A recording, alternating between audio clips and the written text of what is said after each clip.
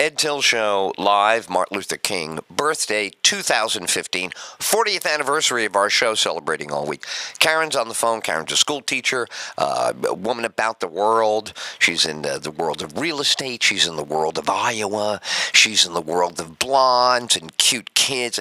Yeah, you're in the whole world, okay? Did I establish that correctly? You're in the world, aren't you, in those ways? Plus many more. You're a bicyclist. You're a yogi, yoga. You do it all, right? What have I left out? I think you covered it. Nice done. Nice, good answer. That's the kind of answer we're looking for on the YouTube. Now, here's the one where everybody's going to lean in and watch. Would you tell us who Martin Luther King was? He was an activist. He was a humanitarian. He was a leader in the civil rights movement, trying to get freedom for blacks. Fairness, equality. I think you're off on the right start. Now, if you could take each one of those points and say, elaborate for a couple of minutes on, where, when, and how, what he did, where the speeches took place, just the general stuff. I'm always only ever looking for, out of listeners, such as yourself, is that we're all up to snuff on at least what we know. It's nice if you watch the History Channel and you find out 3 more hours. I love that. I do that. But, as far as listeners go, all right, so what do we basically know? So go ahead. Martin Luther King, the basic bio, however you want to say it. Who is the man? From where? Married, I think kids. He was from Alabama. Nice going. Or was it Georgia? Deep South. Somewhere in the South. Georgia. Alabama, Georgia. Atlanta, Georgia. And now known for, right, exactly. What movie is out right now portraying him? Selma. And that's because he did what in Selma? He led a boycott march. Okay, good. And advised to do it in Selma. Why? This makes him a hero. This is directly to his hero status. Why would they choose Selma? Why would you choose Selma? You're from Iowa. Why would I choose Selma? I'm from New York. Why would anybody pick Selma, Alabama, if you're going to have a boycott, a march, if you're going to stir things up? Why do it there? Take an educated guess. The voting rights. Be specific to Selma. Selma represents, Alabama represents what? It is, again, modern, ordinary knowledge. It's an icon of the South, of the Confederacy. You got it? The heart of racism, the depth of the lynch mob, the depth of the, N-word. That's it. Mm-hmm. It epitomized the depth of racism. That's why Selma picked and LBJ, according to the movie, I can't say I didn't see the film. According to history, I know it's a controversial point, that the movie doesn't really portray what many say happened. And what many say happened is LBJ told him, you have to go to where it's the worst. If you go to someplace like Atlanta, that's cosmopolitan. Of course you're going to get over there. He goes, you got to go to where they hate you, where they want to shoot you the minute they see you. He goes, that's the only place it'll work. And that's big balls to tell that to somebody who's always going to jails, getting death threats every single day of their life. Go to the worst spot where they hate you. But he did. So that's why Selma is important. Selma was the root of the problem for the 100 years prior to Martin Luther King. You got it? Martin Luther King, 1963. Where Civil War ends in what year? You just went over. Come on. You just had the girls do an exam last year. Don't tell me you don't know what year the Civil War happened. Well, I don't know. All right, 100 years. 100 years earlier, okay? You heard something called the Emancipation Proclamation that freed the slaves? You might have heard about this. Yeah. Yes, so that happens 100 years before Dr. King. So do you get it? He's walking around trying to cash a check written 100 years ago. Do you got that? Right. Okay, right. Yeah. And where to go cash the check? In the worst spot. Selma. Got it? Okay. Gotcha. Okay. Now, why is he a hero? It worked. Did he get killed? No. Did they go to jail? Always. They jailed him everywhere they could.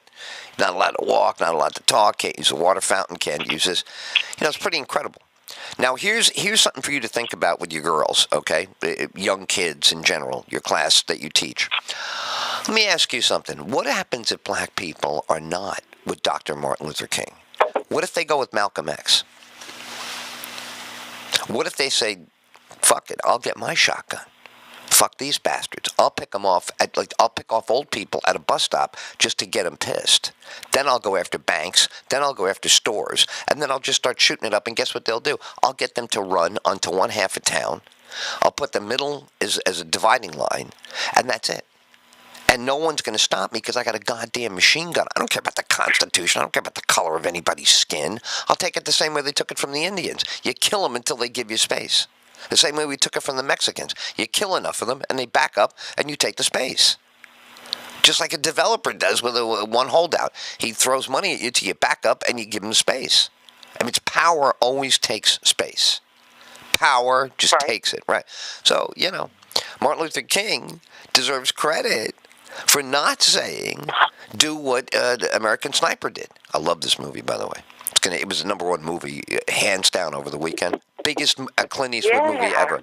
Biggest ever. We're checking it out today with the girls. Oh, my God. Oh, no. Read about it. Why you want to show your girls a sniper? At their age, you want to show them a bunch of killing and how killing tears his marriage apart? All right. No. Never mind to you. Never mind to you. Never mind. Yeah, I know. Never mind to you. Shh. Never mind to you because you didn't look into it. I'm telling you, I've been paying attention to this movie for a month. This is not a kid's movie. You're going to see the mother have a nervous breakdown. You're going to see killings and head splatterings. What is it? What is that about? Are they going to Iraq? It's about Iraq. It's about how going to war wrecks a family. I don't understand. Yeah, okay. You should read and make a little better choice with your. You have so many good choices. You got the heroic story, Boyhood. That things work out. Everybody's going nuts over understanding American childhood. You got that sitting right there. Don't pick a guy who blows people's heads up, because the movie is how it messes him up, messes his wife up. That's the whole thing. The guy's still messed up. There's no happy ending. There's no nothing. It's what we all know. It's good for you and me, this movie, our age bracket.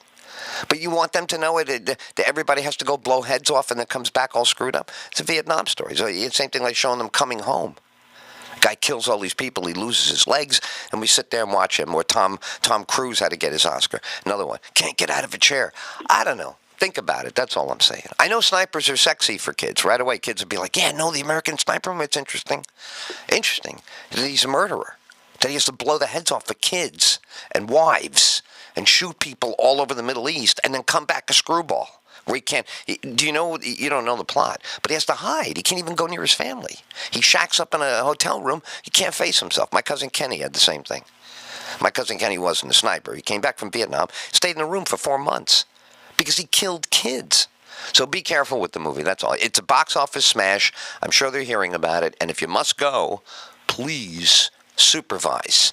Because Grandpa Jim gave them the lowdown last night, the little lecture. Really? So that's it? A pep talk and then they can watch killing? No. So what did he tell them? What did he tell them is supposed to be helpful? That it's very raw and intense, and it's... Did he use the word killing? Did he say a lot of head splatter? Yes. Okay, and that's good for you? You want this for them? 2 girls on a day off from school? How about no Selma lesson? Isn't Selma, Selma's free in the ghetto today. A lot of people paid for it to be shown because the kids would be off and they want them to see it. But I don't know. Think of something, I don't know. It's such a miserable, necessary story about America getting involved in war. And what war does to the American modern family, like the family they're going to recognize. In other words, the kids would see 10 years ago on the screen. You know what I mean?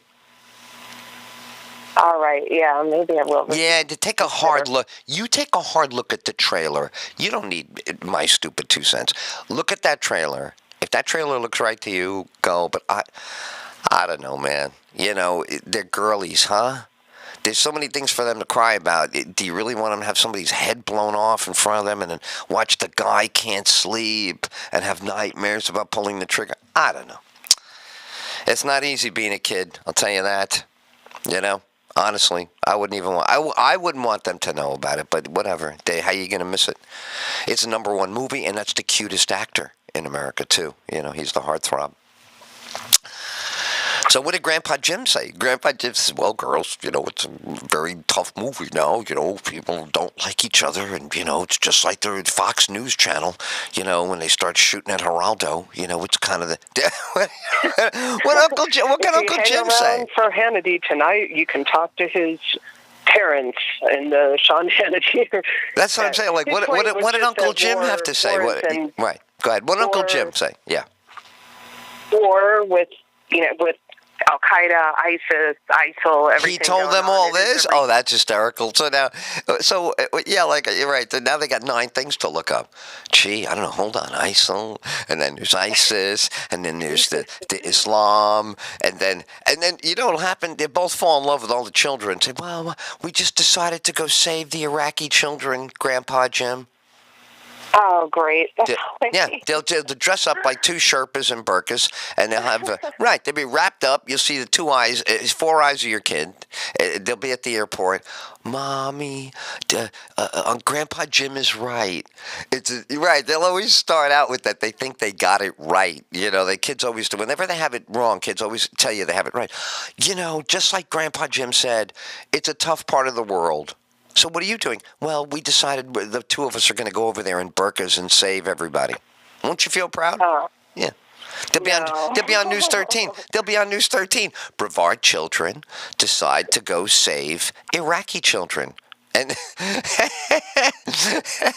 and your mother will be like, Karen, did you know about this? Did you know about this? Karen, did you know about this? I say, well, yeah. Then you'll say, yeah, they're fine. They're with other kids. Celeste is there. I mean, they're all there. What do you think? They're the only 2 that went? There's a whole bunch of them that went. It's their special school. Their special school taught them to get involved in the world. And they're on a plane now. They're learning how to speak Arabic while they're on the plane. They got the Rosetta Stone in their Galaxy Mini. Oh, man. It's too much, huh? So anyway, Martin Luther King. So what do you think they think Martin Luther King was 150 years ago, right? They think it's like George Washington, Martin Luther King, right? How old do they think that whole thing happened from their point of view? Did you speak to them about Martin Luther King in the last 12, 24 hours? Did it come up in conversation? It came up just when my mother was sharing the story last night. And then she was saying, back in Alabama, or Atlanta, I think it was Alabama, she was saying they had a jail cell for him that's just his. My mom was like, what do you mean just his? And it's like, well, he gets arrested so many times, so he's got books and a typewriter, and they allow him certain things in his jail cell. So it's like, yeah, we got to put you here again, but they let him continue working on his.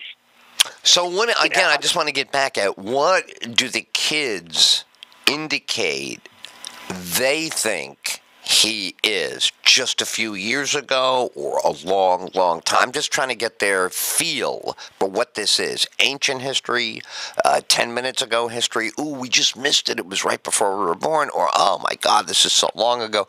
How do they reflect on this day? How do they phrase it? Yeah, not so long ago. They think of it as when I was a kid. And then I think with the Ferguson shootings and Trayvon and all that stuff, it kind of that brought him back into light in those times when those stories were going on. I'm saying, what words do they actually use? Oh, Martin Luther King, this. What words do these kids at their age use to describe to stay off from school, for example? I mean, it's got to come up at least. They're not in school. So how do they phrase it? What do they say? Well, we're not in school. Activist, freedom fighter for the blacks. Right. So very slogan. So it would be hard for them at this age, right? Because they're eighth grade. Right. Right. Correct. Because now we were doing current events 7th and 8th grade in our classroom. We had a thing on Friday. Instead of history, we had to do the children's weekly reader of the news. So it was watered down, like, for our age appropriate, but we had to do it. We had to sit there and treat it like a textbook. We went topic. It'd be like, the top 4 stories. She'd go into depth. She would define the word. She would tell you how to pronounce what was in there. So I'm wondering, will they get something in the classroom? Did they get it Friday? Was Friday the day it comes up in school, or will it be the day you come back because they just had the day off and you talk about it? What should be, for their age, the right place for this to come up? Not with you. I'm talking about in their ordinary life. Yeah, sure. I agree with you. I would say the Friday before. No. I'm asking what actually does happen. Did it happen Friday, or do you expect it to happen tomorrow? Not what we think should happen. I'm asking what you're observing. Yeah. I don't. One kid, I was out of school with her on Thursday and Friday, so I'm not sure what the other one did. No words have come up about it. Friday, nothing was said by the one with you, like, hey, you know what? In school today, they're doing Martin Luther King Day. I'm missing it. They're doing Martin Luther. So you didn't hear that about the missing.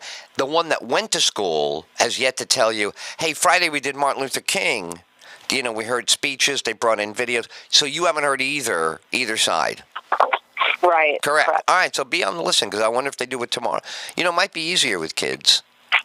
Because Friday, they're not going to relate to it. There was nothing on TV to reinforce it. You follow? Today, Today they should get saturated. Tonight, when they go to bed for the school tomorrow, they should see on the news that it was Martin Luther King Day one more time. So maybe homeroom tomorrow is where they should get grilled. But I just think they should be grilled. I think they should be ambushed. They should be, I love this even for adults, but I treat a kid 7th, 8th, 9th grade like this. I think you just walk up and go, of course you know what yesterday was. And when they don't, you start getting very impatient. What do you mean you don't? Or say it right. You got it back. Really hammer it like this is supposed to be well understood. This is not supposed to be some casual thing. You're supposed to know he took a bullet to make, this kind of thing. So I don't know. It'd be interesting how that would go over today. What do you think? What do you think the percentages would get it right of their class at their age, 8th grade? What percentage would get it right? The year, what he stood for, what happened to him, and why he's got a holiday. What percentage do you think would get that right? I would say 75-80%. Jesus God, huh? Wow. That's very optimistic, huh? Where were you putting in Yale prep school, or are you putting in the America that's on the news every day? I think they do talk about it in school. But I gave four hard questions with specific answers that most adults couldn't even answer. You know what I mean? If I limited the adults... don't get me wrong. If they didn't work on the worksheet or open their textbook that Friday or tomorrow, then yeah, I got to be honest. My percentage is going down to maybe 40 or 30. That's what I think. That's exactly what I think. Right. I think it's tragic, but it's true. Will, what do you do?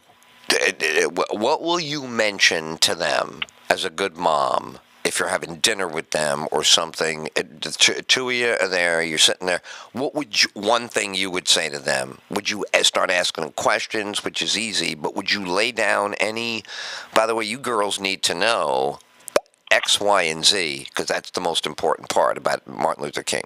What would you impart to them? What would you want them to know? He was a trailblazer for civil rights activism and equality for black. And the girls, they slept in today, and when I had your show on, so when they woke up, they were hearing different. So that's what they woke up to, and we will talk about it a little later. Ask him this. Ask him this for me. To ask him, say, here's a good question. Say, things don't look good after last year, Ferguson. Right. So say, is it possible, and this is, you got to really go gently here, that Martin Luther King was too delicate? Seriously, that Martin Luther, it really needed to be more Malcolm, because somehow people will promise you in public, and then somehow deep into the heartland or down that, small town. Yeah. How in Right. God's name are you going to guarantee that? So, Well, there's and I think, right, and we have discussed some of that, and it's tied in with exactly what you're saying, the past with what's gone on with Trayvon and Ferguson, but also what has come up was the point that you can have someone speak and represent what you believe in, but my God, in these times, it sure as hell isn't Al Sharpton or Jesse Jackson.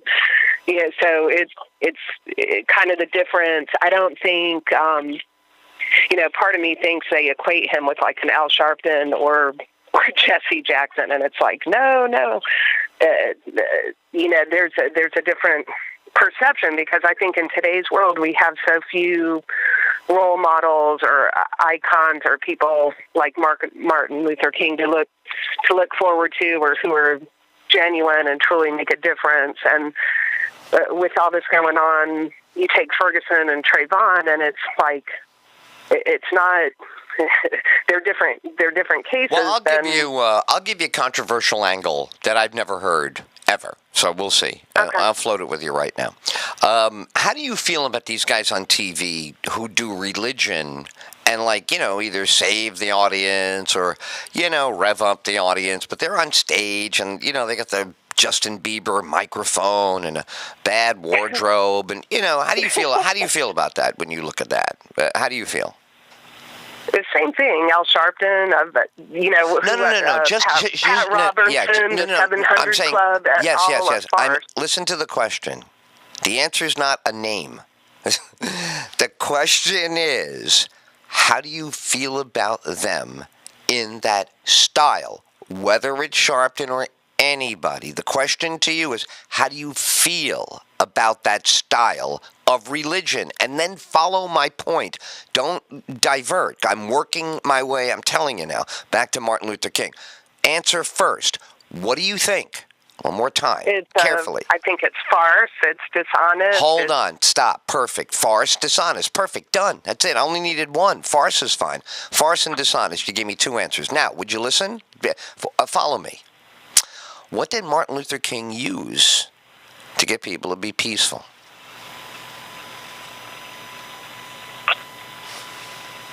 Come on. It's a noun. Don't pretend you don't know it. What did he use? Reverend Martin Luther King? What did he use to justify being... Scripture. Correct. Same lie. Same stupid, insulting lie. You've never heard this ever in American radio. Never heard this. Same stupid lie. God was going to... That's why it hasn't worked. There is no God for Martin Luther King, and there's no God to make you walk on TV. Joel Osteen is a liar like Martin Luther King's a liar. Challenge it. Challenge yourself. Don't listen to the same old talk radio. Don't listen to the same old stupid. It's a great day. Challenge yourself. If God's bullshit for Joel Osteen, God's bullshit for Martin Luther King. So that would mean if God was going to help black people, that's why they're fucked in Ferguson. Okay, so let's be real. Let's be real. Let's just shh. Don't laugh at me. Just be real. Think on it. Don't laugh as a defense mechanism. Don't let yourself avoid it. Drill on it for 20 seconds. See what comes out. The laugh is a defense mechanism. We all know that. I'm not picking on you. Everybody laughs when they hear something serious. So go the other way. Open up. Go, my God, he's right. Jesus Christ Almighty. Jesus Christ Almighty. Fake to raise money and make the people walk and hear and fall down. Benny Hinn. Fake to get racial harmony. Fake. A fake method by a womanizer. What kind of pastor is a womanizer? Scarlet letter, lesson, bad, haunting, evil. So what are you celebrating? A phony baloney bullshit artist who used God like any cheap huckster does? You got a big social problem. You're going to use make-believe ghosts like God? Jump up there and have all these poor people scream out God with you because they're so fucking stupid. They'll buy anything you sell. You have a shave. You're clean. You have a white shirt on. If you told them you put bananas in your ass, they'd worship your ass with the banana peel. So stop it. Stop joking with people. Stop bashing them by telling them there's hope in a ghost. That never helped anybody. How well did it help the Jews being the chosen people? So get over it. It's stupid. It's beneath genocide. It's beneath slavery. Okay. Point is, you never heard that. You know why? Because I never said it. No one's ever said that. You know why? Because it's true. God forbid. It is, yeah, that's it. God exactly. forbid. Interesting God point. God Didn't forbid. think of it that way, God but you're forbid. right. God forbid. God forbid it's true. No, the whole thing's a fake. The Pope's a fake. Goddamn, every church is a fake. Every mosque is, because it's panicked humans. They need a fucking ghost. Because ghosts are the only things that work on people who commit genocide, who are not afraid to kill children. They're not afraid to bomb a village. They don't lose any sleep over murder. They lose no sleep at all. They go, we're survivors, not murderers. That's what they say. We're freedom fighters, not terrorists. I don't know if you're old enough to know, but that was the Sandinistas. They were like, what are you talking about? Terrorist, a freedom fighter? Same guy. A freedom fighter is willing to die for freedom. A terrorist is willing to die to kill his enemy. No difference. In the mind of them, pretty big difference if you're the victim. Pretty big difference if they're blowing you up. If your head's rolling down the street, or your kid's in 10 pieces. Yeah, pretty different. But let's be real. So I think, that would be my contribution for Martin Luther King Day. I don't think there's a ballsier angle than that. If you want to challenge yourself. If you want to sit there and pick your ass and go, everybody's great, kumbaya, but everything's awful. Race is worse than ever. To go 30, 40 years after saying we're making up and still be setting each other on fire, yeah. So maybe that's why it failed. Maybe it shouldn't be based on God. Maybe it needs to be based on self-interest and money, like everything else. Maybe because they went with God, they made a big mistake. And maybe he led them to God. By the way, do you believe any preacher really thinks there is a God? You think these preachers buy it, or you think the preacher knows there's no God, but he knows the audience believes in God? Which is it? I think there are genuine believers out there. Yes. On TV with the I'm not talking about out in the middle of nowhere. Well, listen, even out in the middle of nowhere, you know why why do they do it in the middle of nowhere for no money? Why would you be a preacher in a small town that's poor? The church is poor. You're poor. You only got one collar to wear. You hardly have any money. Why do you do it? Why would you do that? Hope. No, you do it for the same reason as everybody else, because it's some job. It's some damn place to sleep. It's like everything else in life. There's no way that the small poor preacher is real and the rich preacher is a phony. One's a phony, they're all a phony. If there's no God, there's no God. That means every intelligent person goes looking, finds out, oops, there isn't, keeps it going, whether it's a small town and he's got 100 parishioners, or it's Benny Hinn and he's got 7 million. They all are smart enough to know that everybody finds out there's no God. If you need to know, is there one? You'll find out in a hurry there's none. If you're afraid to look, I've always heard this one, and I shouldn't go looking. All right, then you're going to hang on. But any intelligent person who goes looking is going, oh, Jesus Christ, we're in trouble now. There's nothing here at all. There was nothing before this, nothing after it. So what happens then?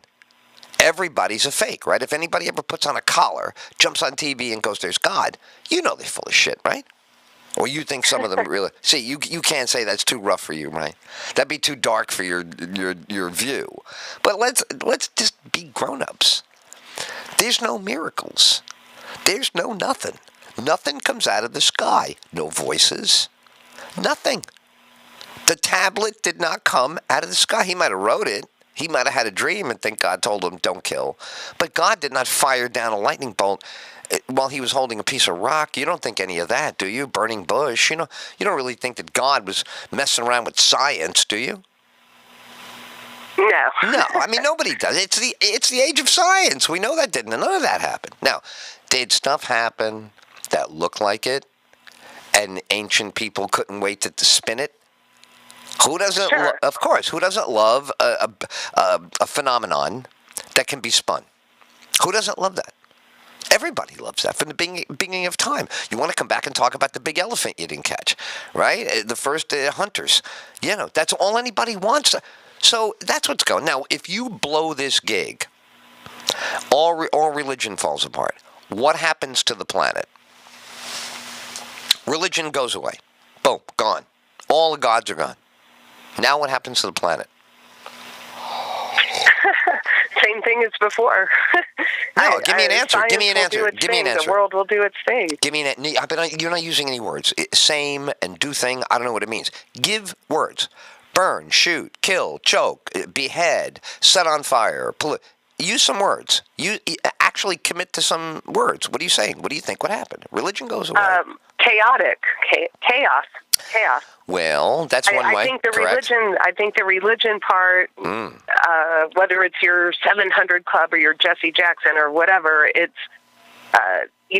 sure, the people are in it to make their profit, but also I think it's almost like, here, drink this Kool-Aid, let's get along, let's fight for what we believe in. But when that crumbles, I think you have less unity, you have more chaos, you're going to have more fighting, more That's right. I mean, it isn't a rosy world in the future. Let's Listen not to pretend. you. You're so cute. It's not rosy. It's a filthy, stinkwad, diseased, AIDS, Ebola, disgusting, unsanitary planet. We all know that. Honest to God. Whether we want to know that or not. Now, but you just said a great thing, right? If all that happens, all that chaos, then guess what happens like a week later? Guess who stops all the chaos? No more religion. It's been outed. In other words, they all have collapsed. Now these people really have, oh my God, I was believing in a myth. And okay, what will follow the chaos? The world you know right now, not some imaginary fictional thing. Take the real world. There's chaos now. Who would come out if there was chaos? Survival of the fittest. Well, you're getting ahead of yourself. What's the first thing that getting rid of those that are solving the chaos? You're getting it. Now, who's going to do that work? Who does the getting rid of the people who are causing the chaos? People dropping bombs. No. You get just be more realistic. The police and the army will take over every road. They'll guard every store. Everything will be open for looting because you won't know who's now saying, F it, I'm just going to take it. So if everybody, you'd have a total police state. You would have to. How else could you get the girls to school safely if there was no police state? If they didn't have somebody to protect that bus, to protect the school, protect the ride home, get them back to you, get them and keep your block safe. Who's going to keep your block safe now that nobody believes in any super natural powers? Now it's all on us. No supernatural help. Right.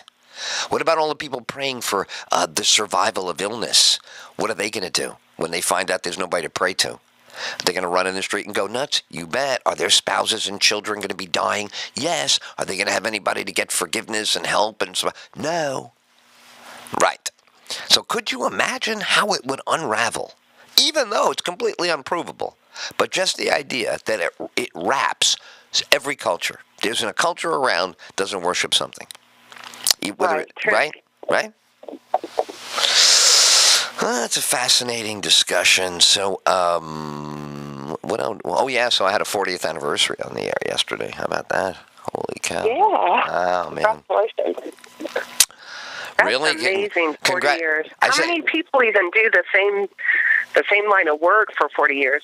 And not to mention the level and quality that you do it at. Well, I was on stage at 1970 getting paid with a band, then had not gotten paid, but I did plays in 1968, 69, 70. And then in 1971, I Can you make it any noisier? Because I try to wait between noises. Go ahead, keep it's noisy. Is all of a sudden it was perfect. Now it got all noisy. All right, we're good. Good. So the right, and then I wrote a play at 71, 1971 at 15. So it's amazing how busy you can be at that age. Now that sounds like a lot. Have a band, practice with your band, get paid gigs, play a concert, then flip into radio, and then get in there. And all this stuff was happening relatively. And by 19, I was doing it all. Oh, and I had a full-time job in a brand new car. Not to kidding. mention. And probably, I'm sure you were a straight A student throughout all your years, junior high school, college. You know what? It's funny. Here's even more insulting. I was on scholarship. So they paid my ticket. So that covered tuition. I went and earned 40-hour a week, or 30, like I told you, 37 and a half was the new thing happening at the time. So I took advantage of that. So I was drawing a full check. And I had a car payment booklet. Do you know what my car? This will really make you laugh. This is something to tell the girls. You know, it's really like olden day stuff. Guess what the payment was on my Buick Cutlass Supreme? Awesome, brand new, amazing. I love this car. I had the opera windows, everything. So guess what my car payment was? You're gonna laugh. To GMAC. It was my first booklet. They gave you a thing every month. You had to tear out a coupon, stick it in the mail. Guess what my car payment was on a brand new Cutlass Supreme? I was 18, going on 19 years old. $92. Not bad. That's not a bad guess. Now, over how many years? 4 years? 3 years? What was the deal back then? I don't know. They were basically only 3 years back then. They didn't have a lot of choices. Car loans were I'm trying to think 2 or what 3. your car would even cost. Yeah, I think the car cost about I'm going to say car was like $4,500. My car note was $72. Wow. Yeah, it was pretty awesome. $72 a month. You know, less than $20 a week. You know, you felt pretty awesome. A brand new car. And we used to detail our own cars because they were so nice. So we'd, take them for 2 hours in the shade and wash them. And my car was it was, I guess you would call it rust color. I don't know, what is another nice name for the color rust? If it's the color... Copper? Copper, right, copper color. With a beige... Bronze. Bronze is nice. Well, not bronze. It was more copperish. But either way, it had a beige vinyl roof with the opera window, and it had a beige interior. So the seats with the bench seat and the armrest that came down, I mean, there's a lot of room in that car, and it was all bright colored inside. It wasn't dark and didn't. So this was a big thing. So we had the cars, we had the full-time job, and I told you I was carrying 18 credits a semester for my first 2 years of college because I wanted to have 15 credits in my second 2 years. So the way to get my 126 to graduate, you had to double up. So I doubled up early. I said, well, just go right at it. So yes, I was on scholarship. I was getting A's. I was working full-time at UPS. I had played in the band. The band was kind of over for me. Horgan moved on and got new, musicians. So I was now already stalking radio. From the age of 16. From the age of 16, I was like, I have a feeling I want to do this. So I was pretty busy, for all before the age of 20. All of that was before the age of 20. It's crazy, right? That's a natural...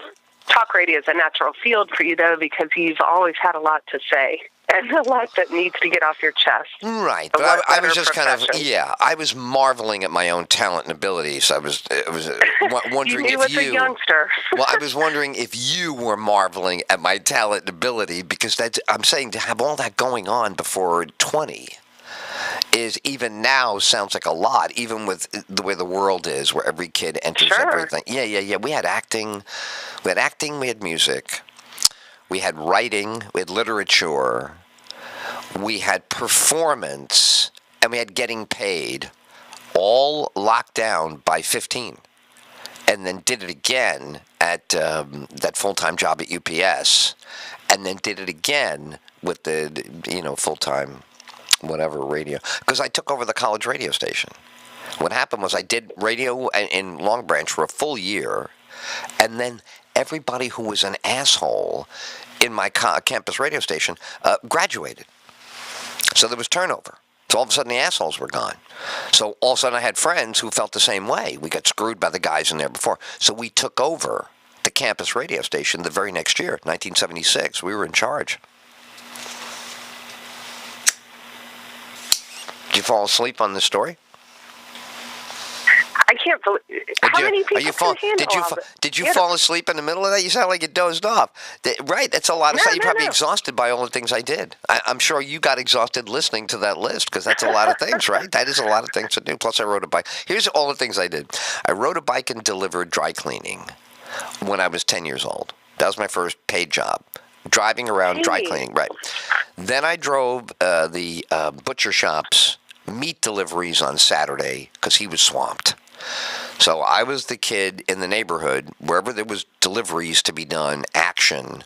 I'd show up with my bike, offer to do it, and go get them done, and that was my first thing. Then I got the New York Post delivery job, which, do you know that I still have my first Social Security card? I found it. It's got my stupid signature as a child. It's got my old address that I grew up as a kid, and it was a two-piece card. It had a two pieces. So anyway, we did all this to get the band going. Got the band going. Oh, and no, pardon me. And right before the band was acting. Then I did the same first play that Marlon Brando did. Marlon Brando and I did the same exact play and the same role. How about that? I was a kid. Marlon Brando was in his 20s. We both did the same exact play. I Remember Mama. Wow. Mm-hmm. And he killed with it. And I killed with it at Our Lady Solace, grammar school. I killed. So they put me in there. So they kept putting me in plays, and I loved it because the applause was outstanding. I also did Meet Me in St. Louis, which is, I think Brando did that also. Because those were hot plays. Those were the big plays to do back then. So anyway, I got this acting background, and then I got the thing. So now we're on stage. Well, I'm comfortable up there with the band. We're 14 years old. I'm not nervous about anything. I can't wait to get up there.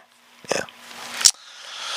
So by the time I got to radio, honest to God, I was performing, 19 from the time. Oh, and my first performance, I was age 7.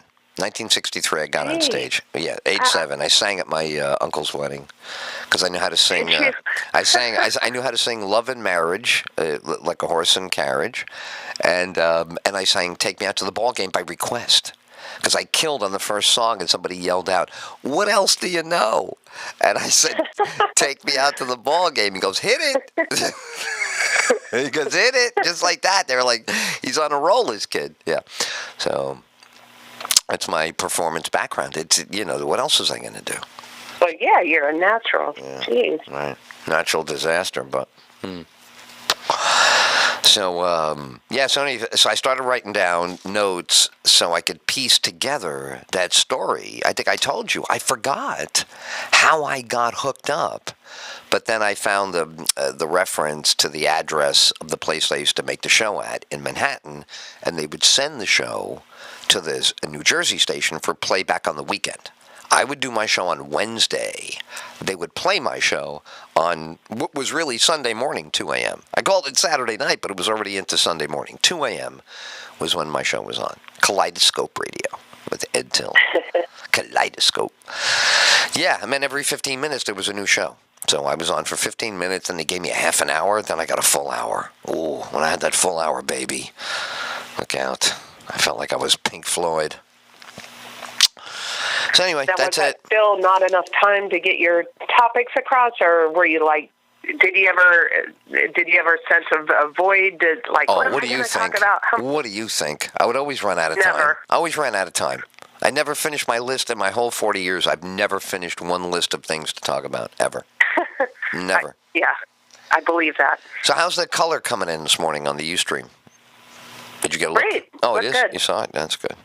Yeah. Yeah, I like how he frames it from the network better than the way Ustream does. So I changed the page on my website. Now you watch me through scmtv.net instead of watching me through directly through Ustream. I like it better. It packages better. All right, so you got the guys from Blue Collar. They're listening live. I don't know. Hope they're driving in safety because of the weather up there. There's a lot of black ice. I talked to my Aunt Florence last night for about an hour. Yeah, and she's still working at the jewelry store. She's going to be 77 years old any minute. Oh my gosh. She's working 5 days a week and she loves it. She goes, I wouldn't stop it for the world. She goes, they just worked really hard for the holiday. They worked 9-hour days. She worked 45-hour weeks at 77. Jeez. Isn't that crazy? She loves it. She loves to get dressed up. She gets dressed up. She drives her little Nissan. She has a little Nissan car. And she putt-putts. Oh, and she did know about the Prophet and that restaurant that burned to the ground in Fairfield, Connecticut.